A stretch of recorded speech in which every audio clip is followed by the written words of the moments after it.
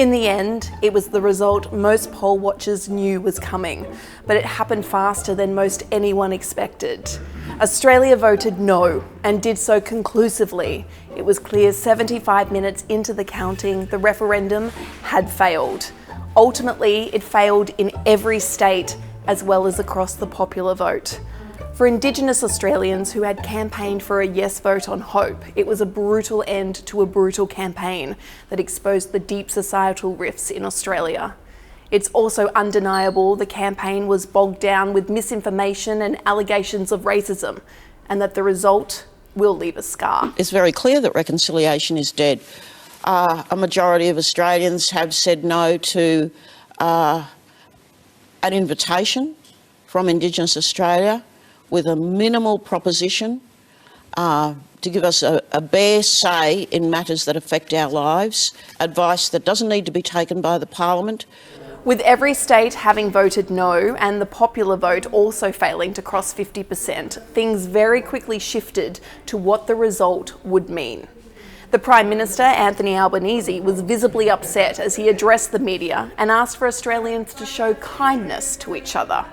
Tonight, I want to recognise that for many Aboriginal and Torres Strait Islander people, this campaign has been a heavy weight to carry, and this result will be very hard to bear. Peter Dutton, appearing from Brisbane, where the No campaign was holding its referendum night event, took a different approach. He didn't back down or take responsibility for any of the misinformation or confusion about the voice that he had helped spread. In fact, he doubled down, accusing the Prime Minister and the voice of once again dividing the nation. The proposal and the process should have been designed to unite Australians, not to divide us. But because facts still matter, we have to remind you that the voice did not divide people based on heritage or when they came to this country.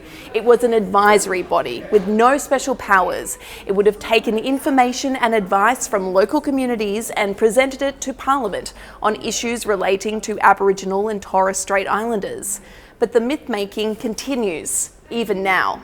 When I knew, having spoken to people throughout the Northern Territory, to Indigenous people from the Northern Territory and right across the country, particularly in my role as the Shadow Minister for Indigenous Australians, that a vast group of Indigenous Australians did not support this proposal.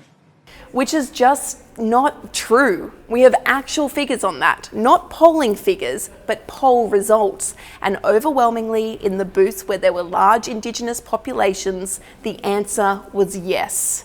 The defeat will be seen by Indigenous advocates as a blow to what has been a hard-fought struggle to progress reconciliation and recognition in modern Australia, while First Nations people continue to suffer discrimination, poorer health and worse economic outcomes. And to quote my colleague Catherine Murphy, we had two choices tonight: write another chapter in the history of reconciliation in this country, or fail a significant empathy test. And Australia, we failed that test. There's going to be a big, possibly confronting post-mortem to come, with plenty of finger-pointing and not a lot of hope. Australia was faced with its own post-truth Trumpian moment, and well, you can see how we fared. From media outlets which amplified untrue claims in the name of false balance or published mistruth in the name of asking questions, to conservative lawmakers who suddenly found themselves confused as to how laws were made, to people who spread misinformation, to those who embraced racism, to voters who voted no because they didn't know and didn't bother to find out. The referendum failed because enough people allowed themselves to believe the worst. The way forward is unclear. There will be a time of reflection and of reckoning for all sides.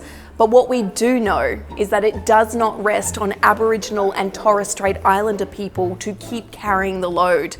It is up to all of us, yes or no, to reckon with our past in a clear-eyed way. And that work has to start now.